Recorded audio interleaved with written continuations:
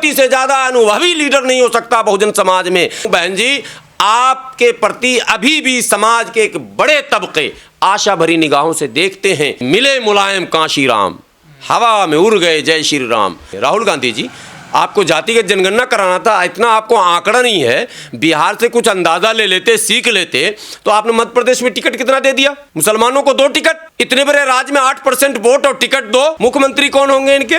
कमलनाथ। कमलनाथ किस जाति के हैं? ब्राह्मण। तो मुख्यमंत्री आपका ब्राह्मण, अब वोट देंगे पिछड़े लोग। ये चलने वाला नहीं है ज्यादा दिनों तक। हमें जो जख्म मिला है, मैं अब अपनी बात कर रहा हूं मुसलमानों की, वो जख्म भाजपा ने नहीं दिया है। भाजपा तो हंगामे कर रही है, डरा रही है, काम तो सारा कांग्रेस करके जा चुकी है। और ये नारा इतना सटीक था, अगर इस पर आज भी अमल किया जाए तो अगर 24 नहीं तो 29 में बसपा की ही सरकार बनेगी। खजाना बुला रहा है, बहुजन समाज का हिस्सा लेकर जो बैठा हुआ है नाग साहब, कहते थे नागनाथ और सांपनाथ, ये दोनों बैठा हुआ फन जमाए हुए सारा खजाने पे कब्जा किया। और आप कांग्रेस और भाजपा को 2 चश्मे से हम कभी नहीं देखते, और कोई अंबेडकरवादी नहीं देखता, और जो देखता है वो अंबेडकरवादी नहीं है। कोई अंबेडकरवादी नहीं देखता, और जो देखता है वो नकली अंबेडकरवादी है, झूठा है, मक्कार है, समाज को ठग रहा है, रामदास अठावले जैसा है। कांग्रेस से ही लड़कर हम आए, तो मैं अब कांग्रेस के खिलाफ न बोलूं,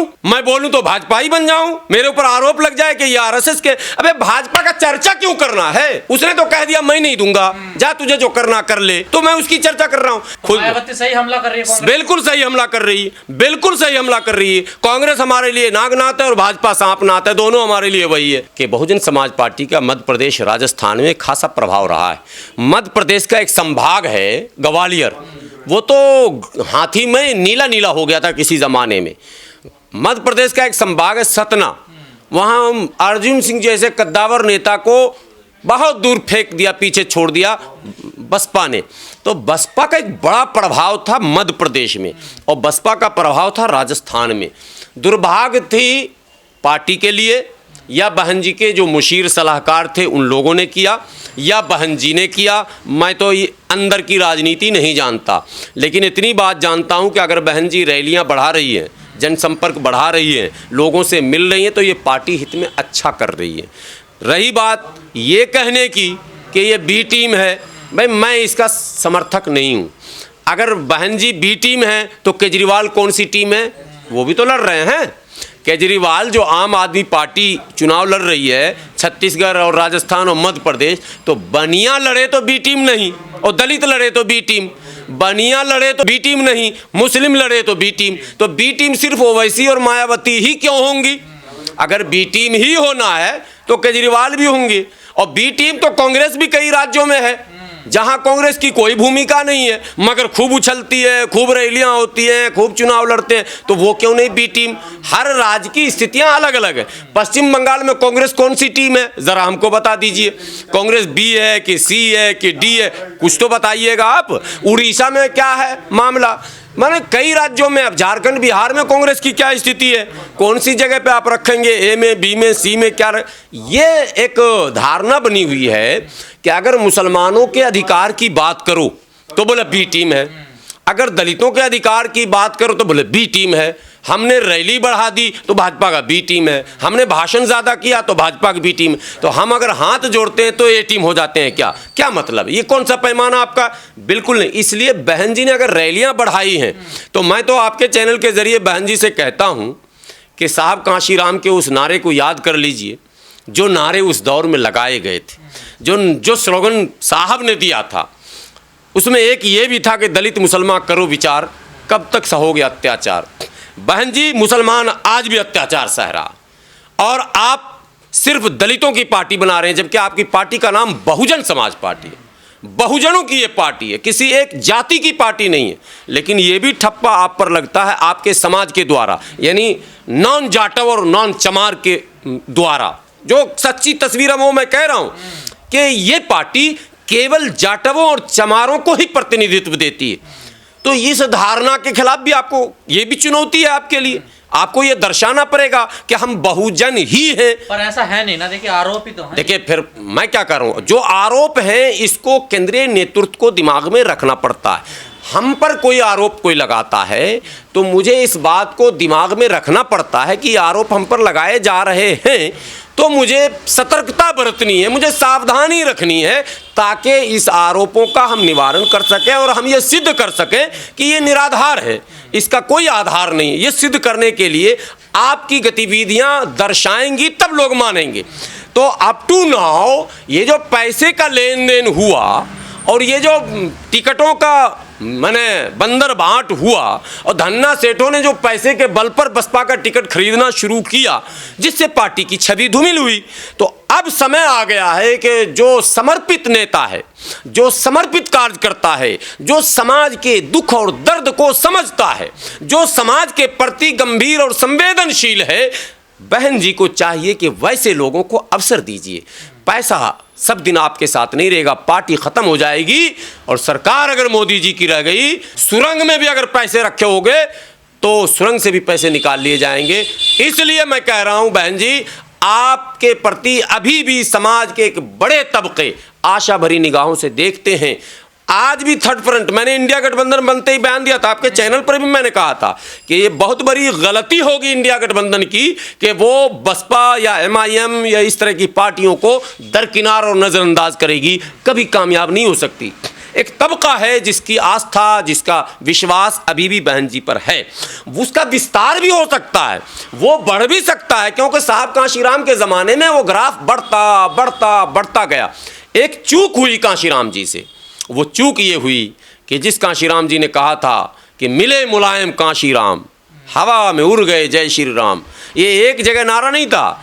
मैं बड़ा मैच्योर हुई इस मामले में, मुझे वो दृश्य याद है, दीवारों पर लिखे जाते थे और ब्रश नहीं था उस जमाने में, दातुन से और नील से, जो दातुन करते थे ना दातुन, वो दातुन को दांत से चबा के कार्यकर्ता नील लेते थे डब्बा में और दीवारों पे लिखते थे।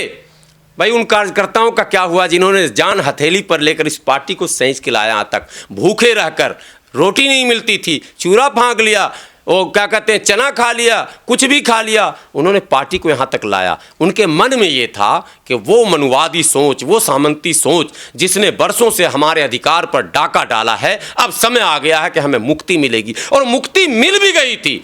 लेकिन साहब कांशीराम ने जाते जाते उस भारतीय जनता पार्टी को, जो उस जमाने में अछूत थी, वो पार्टी जिसे कोई छूना नहीं चाहता था, देखना नहीं चाहता था, उससे हाथ मिलाना नहीं चाहता था, उस अछूत पार्टी से बीएसपी ने हाथ मिलाया। और वो दिन आप याद कीजिए और आज का दिन याद कीजिए। आज 2024 में बहन जी को प्रधानमंत्री होना चाहिए था, लेकिन दुर्भाग्य है कि परिस्थितियां ऐसी हैं कि गठबंधन में लेने को कोई तैयार नहीं है। मैं कह रहा हूं कि बहुजनों का हक और अधिकार है प्रधानमंत्री बनने का इस देश में, और मायावती से ज्यादा अनुभवी लीडर नहीं हो सकता बहुजन समाज में, स्टालिन से ज्यादा अनुभवी लीडर नहीं हो सकता बहुजन समाज में। लेकिन दुर्भाग्य है कि ये लीडरान अपने अपने दायरे में सीमित हैं।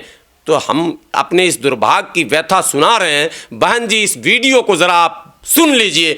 आपसे मेरी विनती है कि समाज जिस भरोसे के साथ आपसे जुड़ा था पुनः जुड़ सकता है, दोबारा जुड़ सकता है, लेकिन शर्त यह है कि जो आपके मैनिफेस्टो थे, जो उस समय तय हुआ था, हमें उस रास्ते पर आना ही पड़ेगा। और मैनिफेस्टो था, मंच से नारा लगता था, जिसकी जितनी संख्या भारी उसकी उतनी हिस्सेदारी। तो आज ये सवाल क्यों नहीं हम बहन जी से पूछेंगे कि आपने उस फार्मूले को क्यों छोड़ा? आपके पीछे जो दूसरी जातियां थी, जो उपजातियां थी, और यूं कहूं कि जो चुप जातियां थी, चुप समझ रहे हैं, बोल नहीं पाती थी। आज ऐसी बहुत सारी जातियां, बिहार में जाति का जनगणना हुआ, पता चला ऐसी भी जातियां हैं जिसकी आवाज़ सड़क पर नहीं है, जिसका कोई नेता नहीं है, जिसका कोई तर्जमान, कोई प्रवक्ता नहीं है।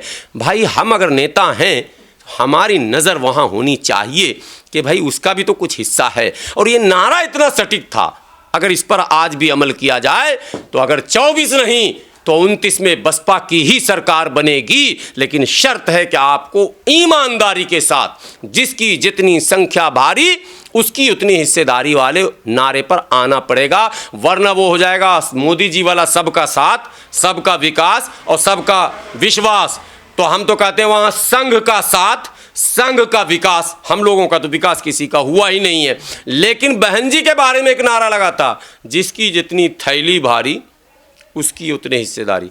अब मैं हाथ जोड़कर प्रार्थना करता हूँ बसपा के तमाम, अभी नए लीडर आ गए हैं आनंद जी, मैं उनसे भी कहता हूँ थैली की तरफ ध्यान छोड़ दीजिए। पूरा थैला आपके पास आ जाएगा, पूरे देश का खजाना ही आ जाएगा आपके पास।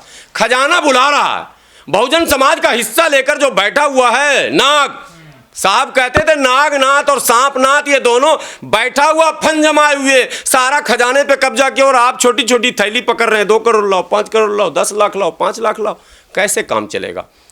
तो इसलिए अधिकार के लिए आपको। लेकिन आजकल जो बहन जी रैली कर रही हैं उसमें सबसे ज्यादा हमलावर वो कांग्रेस पे हो रही है, लेकिन सरकार तो को बीजेपी की, तो ऐसा क्यों कर रही है बहन जी? नहीं, बीजेपी की सरकार हो या कांग्रेस की सरकार हो, हमारे लिए गंगाधर ही असली शक्तिमान है। सुना था ना एक सीरियल, शक्तिमान सीरियल था, बोला गंगाधर ही असली शक्तिमान है। तो कांग्रेस और भाजपा को दो चश्मे से हम कभी नहीं देखते, और कोई अंबेडकरवादी नहीं देखता, और जो देखता है वो अंबेडकरवादी नहीं है। दोनों बात सुन लीजिए एक साथ, कोई अंबेडकरवादी नहीं देखता, और जो देखता है वो नकली अंबेडकरवादी है, झूठा है, मक्कार है, समाज को ठग रहा है, रामदास अठावले जैसा है। अब सीधी बात, नाम लेने में मुझे नहीं डरना, मंत्री होंगे वो अपने घर के, मैं समाज की बात कर रहा हूं। तो समाज की बात करने वाला कभी भी ये कहेगा कि कांग्रेस से ही लड़कर हम आए थे। बहुजन समाज पार्टी की स्थापना कांग्रेस के नीतियों के विरुद्ध, आरजेडी की स्थापना, वो जो सामाजिक न्याय की बात लालू जी ने की थी, वो कांग्रेस के खिलाफ, टीएमसी आई थी कांग्रेस के खिलाफ, बीजेडी जो आज उड़ीसा में है, बीजू जनता दल, वो कांग्रेस के खिलाफ बनी थी, सपा कांग्रेस के खिलाफ बनी थी, झारखंड मुक्ति मोर्चा कांग्रेस के खिलाफ बनी थी। मतलब भारत में वो तमाम पार्टियां जो आज बहुजनों की पार्टियां कहलाती हैं, टीएमसी को छोड़कर, वो तो ब्राह्मण की पार्टी है, वो तमाम पार्टियां कांग्रेस के खिलाफ बनी थी, उनकी पॉलिसियों के खिलाफ, उनके तमाम नीतियों के खिलाफ। ऐसा क्या कांग्रेस में बदलाव आ गया कि आप कांग्रेस से इतने करीब हो गए कि कांग्रेस की पॉलिसियों का विरोध नहीं कर रहे हैं? आज राहुल गांधी ने कहा कि हम जातिगत जनगणना कराएंगे। राहुल गांधी जी, आपको जातिगत जनगणना कराना था, इतना आपको आंकड़ा नहीं है, बिहार से कुछ अंदाजा ले लेते, सीख लेते, तो आपने मध्य प्रदेश में टिकट कितना दे दिया? मुसलमानों को 2 टिकट, इतने बड़े राज्य में 8% वोट और टिकट 2, 8% का शेयर कितना होगा 250 सीट में? 8% का शेयर 250 सीट में कितना होगा? 16-17 होगा। तो मैं अब कांग्रेस के खिलाफ न बोलूं, मैं बोलूं तो भाजपा ही बन जाऊं, मेरे ऊपर आरोप लग जाए कि ये आरएसएस के। अबे भाजपा का चर्चा क्यों करना है?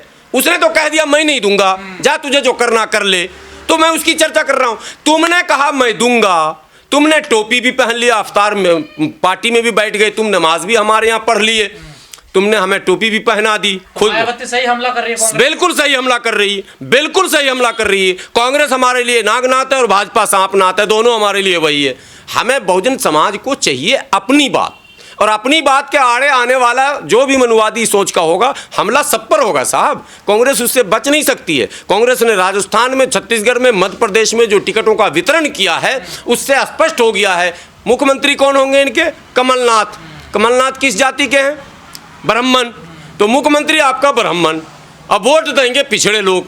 ये चलने वाला नहीं है ज़्यादा दिनों तक, आपको भी नीतियां बदलनी पड़ेंगी। मैं तो कांग्रेस पर इसीलिए हमले करता हूं, हमें जो जख्म मिला है, मैं अब अपनी बात कर रहा हूं मुसलमानों की, वो जख्म भाजपा ने नहीं दिया है।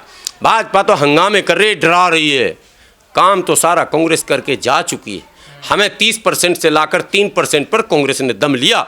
अटल बिहारी वाजपेयी जी की सरकार में एक बड़ा एक प्रसंग है, मैं सुना रहा हूँ कि कहा गया आरएसएस की तरफ से दबाव आया कि मुसलमानों के प्रतिनिधित्व को थोड़ा कम कर दीजिए।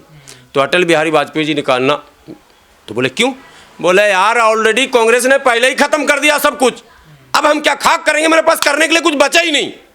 तो जितना मसला है हमारे साथ, बाबरी से लेकर बराबरी तक, सुन लो दोनों बातें, बाबरी से लेकर बराबरी तक, इन तमाम जगहों पे मेरे गर्दन को कांग्रेस ने ऐसा दबा दिया कि मैं कर रहा हूं। अभी मैं भाजपा से क्या शिकायत करूंगा? खाक शिकायत करूंगा। कमलनाथ उस पर भी वोट मांग रहे हैं, बाबरी पे भी देखिए। हाँ, और बाबा बागेश्वर पे के चरणों में भी जा रहे हैं हिंदू राष्ट्र बनाने के लिए। अब मैं मुसलमानों से कहता हूँ भैया समझ तो जाओ, थोड़ा सा बत्ती तो जला लो। क्या मुसलमानों की भी सोच है, पता नहीं बगैर मांगे कांग्रेस के पीछे भागा जा रहा, और पता नहीं क्या आगे जाके वो खाई भी है, आंख बंद करके भागोगे, खाई में गिर जाओगे। आंखें खोलो, दिमाग के बत्ती जलाओ, दुनिया को देखो, समझो और फिर बोलो। डरने से कुछ नहीं होगा। आपको परखना पड़ेगा, पढ़ना पड़ेगा, समझना पड़ेगा, तौलना पड़ेगा, नापना पड़ेगा और बोलना पड़ेगा।